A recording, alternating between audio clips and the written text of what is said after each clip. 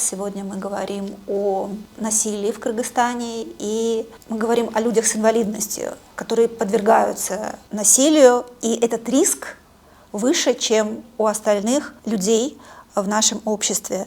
И наша собеседница Бактыгуль Исланбекова, координатор проекта «Инкоом. Содействие развитию справедливого и инклюзивного общества в Кыргызстане». Здравствуйте, Бактыгуль. Здравствуйте. Но, к сожалению, в последнее время истории о насилии просто не сходят с информационной повестки. Все общество потрясают эти истории. А какова ситуация в этом отношении, касающаяся именно женщин, лиц с инвалидностью? Вы знаете, мне кажется, что, во-первых, очень хорошо, что очень много таких историй освещаются СМИ. Это не означает, что их стало больше, а в первую очередь, что люди стали заявлять об этом, заявлять открыто и готовы об этом говорить, и как раз требовать в том числе и от правоохранительных органов, и от других правоохранительных и других центров, чтобы они более внимательно относились к этим вопросам, и действительно механизм защиты работал лучше. Что касается женщин с инвалидностью, то здесь, как вы уже сами тоже отметили, это очень такой важный вопрос, которому нужно уделить еще больше внимания, потому что в обычном случае, если женщина, у нее есть хоть какие-то возможности, то есть больше возможностей уйти от насильника, выйти из этой ситуации и перебороть и пережить это насилие, то в случае с женщинами и девочками с инвалидностью им даже сложно физически убежать от этого места и вырваться. И статистика показывает, что зачастую в силу разных внешних, в том числе, факторов, очень много лиц с инвалидностью, они вынуждены сидеть дома, и очень много насилия происходит именно со стороны близких родственников, членов семей и так далее. И здесь им сложно выйти из этой ситуации, потому что они, мало того, что у них есть физические ограничения по здоровью, то если это такая форма инвалидности, то у них еще есть второй аспект – это экономическая зависимость от близких. Очень много. Мы когда проводили исследования и анализы тоже, они доказывают, что очень много женщин, они даже не распоряжаются теми социальными выплатами, которые им выплачиваются государством. То есть они даже не могут распоряжаться своими этими личными банковскими картами, и зачастую многие даже не знают, сколько они получают. Даже если это небольшая выплата, но тем не менее они не имеют возможности самостоятельно распоряжаться своими финансовыми средствами. И, конечно же, это приводит, во-первых, они очень сильно изолированы от общества. Во-вторых, мы понимаем, что человек, который подвергается насилию, у него немножко, нам со стороны легко сказать, почему человек не уходит, а когда ты находишься в насилии, то тебе нужна комплексная поддержка со стороны, потому что если они, например, растут в такой среде, то им может казаться, что все так живут, и это нормально, и нужно просто терпеть, и как-то очень часто они также, как и мы, обычные женщины, могут искать причину в себе и думать, что, может быть, мне нужно лучше стараться, лучше что-то делать и так далее. Там, то есть, может быть, масса этих сами себя других стигматизирующих факторов, когда она, то есть все равно пострадавшим от насилия им важна внешняя помощь, и только при помощи внешнего вмешательства они смогут выйти от этого насилия. И поэтому случаи с насилием именно в отношении женщин и девочек с инвалидностью, они усугубляются и тем фактором, что, во-первых, у них есть какие-то ограничения по здоровью, и второе – это полная экономическая зависимость от своих близких и членов семей. Вы сказали, что статистика показывает, То есть статистика какая-то ведется? К сожалению, у нас в Кыргызстане нету отдельной разделенной статистики по лицам с инвалидностью, которая могла бы фиксировать и показывать, сколько лиц с инвалидностью подвергаются именно насилию. Но я больше ссылаюсь на те частные исследования и анализы, которые проводятся общественными организациями в рамках разных проектов и инициатив. А такой вот обобщенной сводной статистики, к сожалению, у нас нету. Есть общие данные в разрезе по полу, по возрасту, но вот именно по статусу инвалидности нету. Да, то есть просто говорится, вот столько-то случаев насилия, из них подвергались там подростки, женщины, мужчины, а по здоровью? По здоровью нету. Даже если мы говорим об общей статистике по численности лиц с инвалидностью, мы знаем, что более 200 тысяч граждан в Кыргызстане имеют инвалидность, но при этом тоже нету разделенной статистики по полу, по возрасту и так далее. Вот даже такой статистики нет? К сожалению, да. Но при этом какие-то попытки делаются, призываются о том, что просто потому, что я читала исследования Всемирной организации здравоохранения, которая призвала страны, ну, в том числе зарубежные, не только в Кыргызстане есть такая проблема, вести тщательно статистику для того, чтобы решать проблемы лиц с инвалидностью. У нас вот как раз директор нашей организации, она входит там есть специальный национальный совет при статистическом комитете. И сейчас, вот как мне известно, там идет какой-то процесс реформирования ведения учета статистики по стране. И нами как раз-таки были предложены эти индикаторы, чтобы велась отдельная статистика по учету данных и по лицам с инвалидностью тоже. Вот. Пока вот не было, это еще не введено в действие в таком виде, и я надеюсь, что в любом случае каждый раз, когда мы будем какие-то новшества вводить, в том числе и в учет данных и во введение статистики, я надеюсь, что мы к этому тоже придем и начнем это учитывать, потому что это было бы здорово, и мы смогли бы очень много данных получить по разным секторам тоже. Когда мы говорим о насилии, какое насилие мы имеем в виду? Каким видом насилия подвергаются, ну, в том числе женщины с инвалидностью? Здесь мы должны, ну, вообще мы больше говорим о гендерном насилии и дискриминации, да.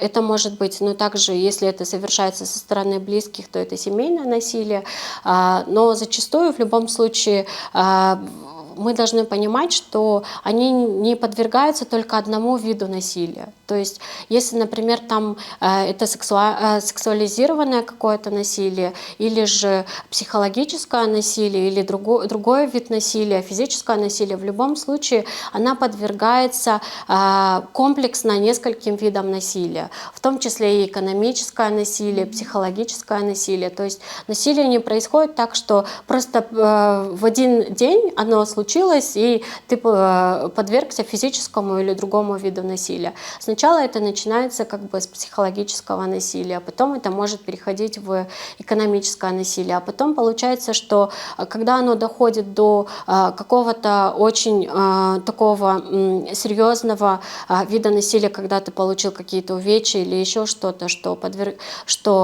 подвергает опасности твою жизнь, то это уже означает, что ты зачастую эти женщины, они длительное время подвергались комплексным видам насилия. То есть тут нельзя оторвать и сказать, что ты подвергся только одному виду насилия. Я думаю, что здесь очень много пресекающихся моментов. И по поводу дискриминации то же самое. Например, если женщины, вот обычные женщины, они подвергаются гендерной дискриминации, тоже разным видам, да, то мы здесь должны понимать, что женщины и девочки с инвалидностью, они подвергаются зачастую нескольким видам фактором дискриминации, пресекающимся. Например, тебя могут дискриминировать не только по полу или гендерной принадлежности, но и по статусу инвалидности и так далее. Вот когда насилие все-таки произошло, не только девушке, подвергшейся насилию, нужна поддержка и защита, но и обязательно нужно наказать совершившего этого насилия. Здесь необходима поддержка правоохранительных органов. Вот что на этом этапе, как работают правоохранительные органы с женщинами именно с инвалидностью, пострадавшими от насилия?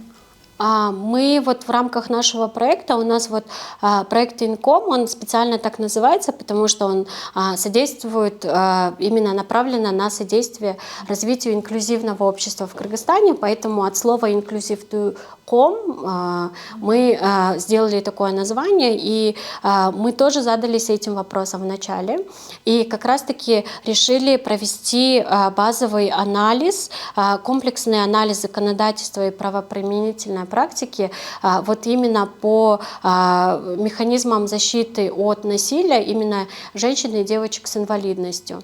И у нас вот сейчас мы также понимаем, что неотъемлемой частью является также не наименее важным фактором является также экономическая независимость этих женщин, чтобы они могли, например, получать образование. А образованная женщина — это все-таки более защищенная женщина, которая как минимум может знать о своих правах и может заявить, чтобы ее защитили. Поэтому сейчас у нас реализуется в рамках наших 2 субгрантов 2 инициативы. Первая — проводится вот комплексный анализ законодательства и правоприменительной практики вот именно по механизмам защиты от насилия женщин и девочек с инвалидностью. А второе, вот в рамках 2 субгранта мы сейчас как раз готовим женщин, обучаем их гибким навыкам и профессиям. Там тоже есть большая проблема, потому что очень много людей с инвалидностью, они не включены в систему образования. И очень много среди них, очень мало среди них, это единицы, получают высшее образование. Но здесь мы должны также понимать, что помимо экономических возможностей есть и проблемы инфраструктурного доступа. И, то есть они самостоятельно не могут, наша страна, к сожалению, не позволяет им самостоятельно передвигаться. У нас как бы нету доступной для лиц с инвалидностью инфраструктуры в городе. И элементарно им даже сложно выйти, вот, добраться от одной точки до второй физически, без сопровождения специального транспорта. Поэтому мы как раз-таки пытаемся их обучить таким гибким профессиям, чтобы они могли, например, из дома работать колл-операторами и так далее. И здесь в процессе работы и реализации всех этих инициатив, например, мы обнаружили для себя, что службы, к примеру, службы экстренной помощи, они недоступны для людей с инвалидностью по слуху и речи. То есть наша система вот, обращения в экстренные службы, например, вызвать ту же скорую, пожарную, милицию и так далее, но предполагает, что нужно только звонить по телефону. Но так как у этих людей нет голоса, они не могут в экстренной ситуации быстро обратиться за помощью. Например, есть положительные практики других стран. Если даже взять наш соседний Казахстан, у них есть специальная служба, куда они могут написать сообщение, там их вот это сообщение обрабатывает, или же они могут позвонить по видеозвонку и обратиться на жестовом языке. Там есть специальные операторы, которые владеют жестовым языком, они могут обработать их информацию, передать в службу экстренной помощи, и человек все равно получает эту помощь. А в нашей стране, к сожалению, этого нет, и есть также большая нехватка сурдопереводчиков, что тоже является большой проблемой. И даже лицам с инвалидностью этой формы им сложно получить какие-то услуги вообще. Им постоянно нужно за свой счет нанимать сурдопереводчика и ходить, например, элементарно в какой-нибудь государственный орган за той или иной услугой. И поэтому это тоже, мне кажется, является важным механизмом для решения проблемы, в том числе и по насилию, потому что в случае, когда они оказываются в ситуации насилия, они тоже не смогут обратиться за помощью. Но, тем не менее, Кыргызстан подписал множество международных договоров. Да, у нас даже принята конвенция, да.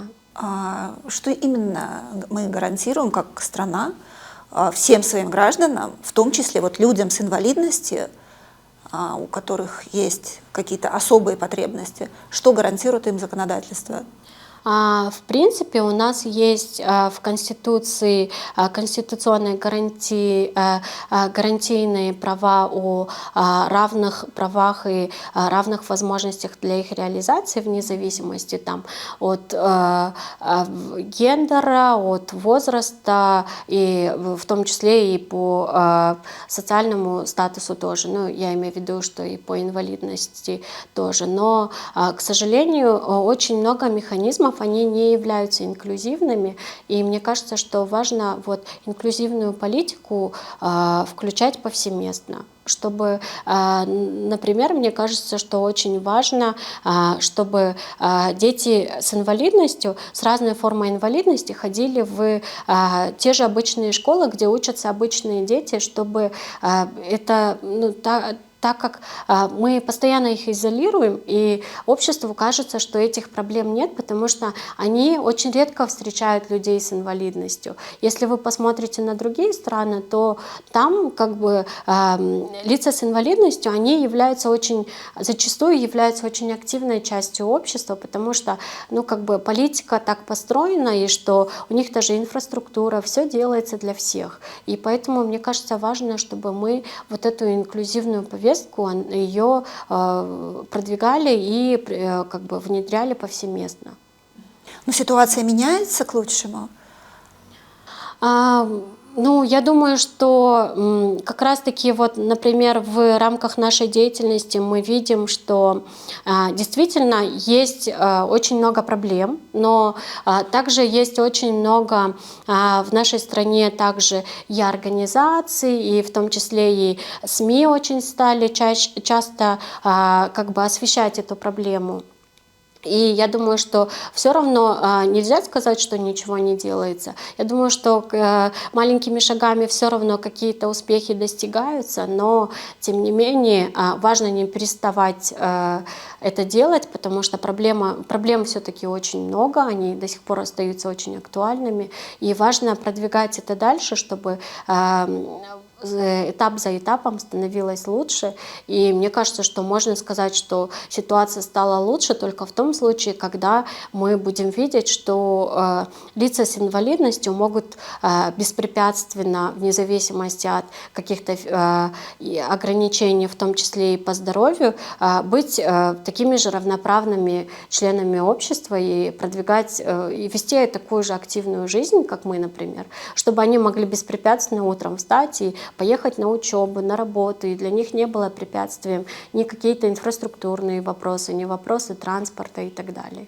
То есть это должны быть такие комплексные услуги, когда они действительно доступны для всех.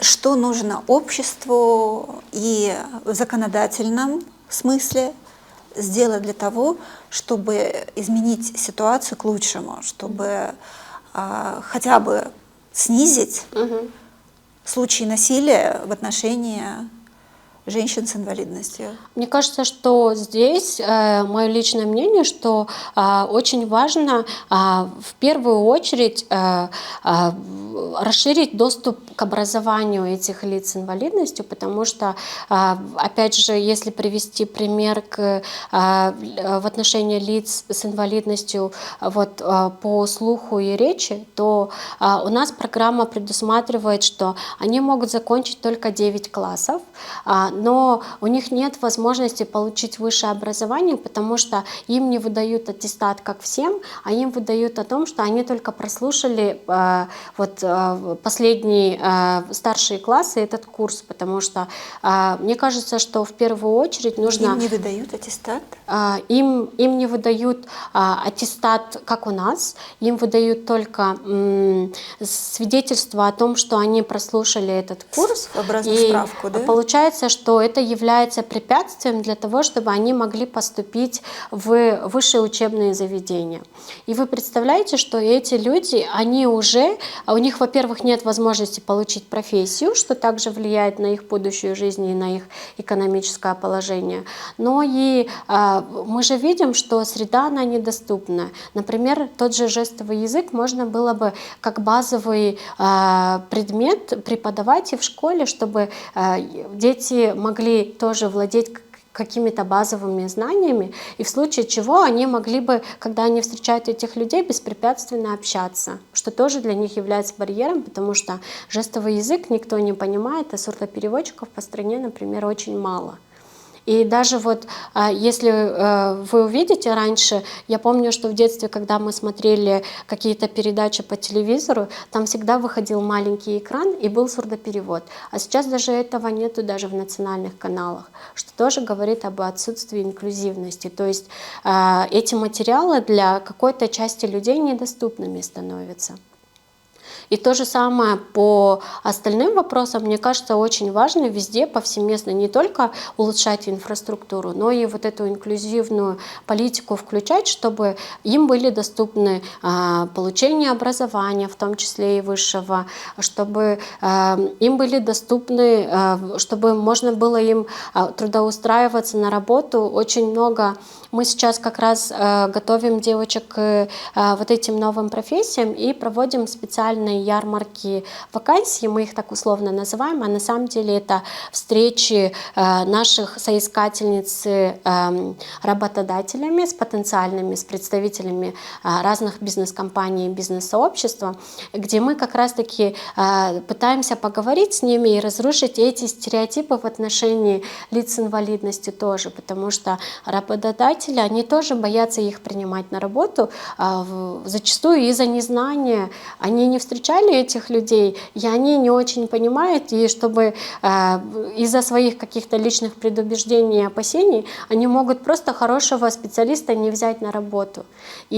А для лиц с инвалидностью, которых и так дискриминируют, очень сложно самим проявлять инициативу, быть такими инициативными, ходить повсеместно, проходить эти интервью и так далее. Ну, то есть там есть и вопросы доступности инфраструктуры тоже, но вопросы, которые можно было бы решить и на психологическом уровне, вот эти барьеры, которые существуют из-за наших стереотипов, устоявшихся и предубеждений, они тоже есть, и их тоже очень много.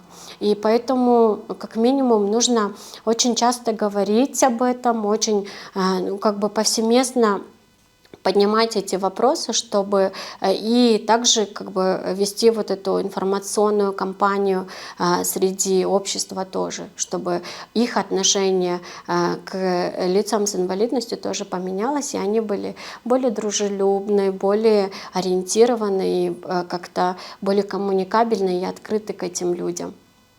А что нужно изменить в законодательном плане? В законодательном плане вот как раз-таки у нас сейчас проводится, вот я говорила о том, что у нас вот Кыргызская ассоциация женщин-судей в рамках нашего субгранта с ними проводится этот комплексный анализ, и там есть очень много интересных рекомендаций, в том числе по улучшению законодательства, и, например, вот включить вот этот механизм для того, чтобы у лиц с инвалидностью по слуху и речи была возможность вызова экстренной помощи. Потом также включить например, линии службы, как, например, 112, чтобы у них тоже была эта форма, как минимум были сурдопереводчики для того, чтобы их консультировать. И мне кажется, также важно, чтобы у нас есть, к сожалению, только один государственный кризисный центр, центр, вы знаете, в городе Бишкек. Все остальные кризисные центры являются тоже, ну, как бы открыты при каких-то общественных фондах или организациях, но вот по отзывам наших женщин с инвалидностью нет ни одного кризисного центра, который бы полностью соответствовал и был доступен для лиц с инвалидностью. Очень важно, чтобы именно и шелтеры, и кризисные центры тоже были доступны. И мало того, важно, чтобы были специально обученные люди, которые могли им оказывать психологическую помощь. Есть отдельные организации, при которых есть горячие линии, которые оказывают лицам с инвалидностью психологическую поддержку, но опять же это не устойчиво, потому что было бы здорово, если бы со стороны государства тоже как бы эти механизмы предусматривались, и они реализовывались на постоянной основе. И как бы вот там еще вот среди рекомендаций я помню, что также была важной рекомендацией, что очень много дел вот именно по пострадавшим от насилия, они никогда не доводятся до конца, и из-за того, что судебные процессы постоянно переносятся, очень сильно затягиваются, они могут вестись в течение нескольких лет, то зачастую как бы очень много даже обычных женщин, они отказываются и не идут до конца, и в какой-то момент они просто перестают бороться и говорят, что дальше не пойду бороться, потому что уже как бы ни средств, ни возможностей не хватает. А вот с лицами с инвалидностью это еще более усугубляется, потому что действительно нет, у них тоже и средства ограничены, и ресурсы ограничены. И как бы очень важно пересмотреть вот эти механизмы защиты, в том числе там оказывается, когда допросы тоже важно учитывать, чтобы не постоянно их вызывать на эти допросы и повторно как бы их же триггерит то, что они каждый раз рассказывают про вот эти случаи насилия, когда они сами подверглись, и важно, чтобы вот эти механизмы, они соответствовали всем международным стандартам, которые есть. У нас, к сожалению, оказывается, в правоприменительной практике, в том числе и в законодательстве, есть некоторые коллизии, и важно вот здесь тоже поработать и устранить эти пробелы. Все понятно. Будем надеяться, что ситуация будет быстрее меняться к лучшему, и что как законодательство, как правоохранительные органы, так и общество в целом будет более открытым для всех своих. Да, что общество будет более инклюзивным. Да. Спасибо вам большое, Бактыгуль. С нами была Бактыгуль Исламбекова, координатор проекта «Инком. Содействие развитию справедливого и инклюзивного общества в Кыргызстане». Мы говорили о риске насилия в отношении женщин с инвалидностью. Спасибо. Спасибо. Спасибо.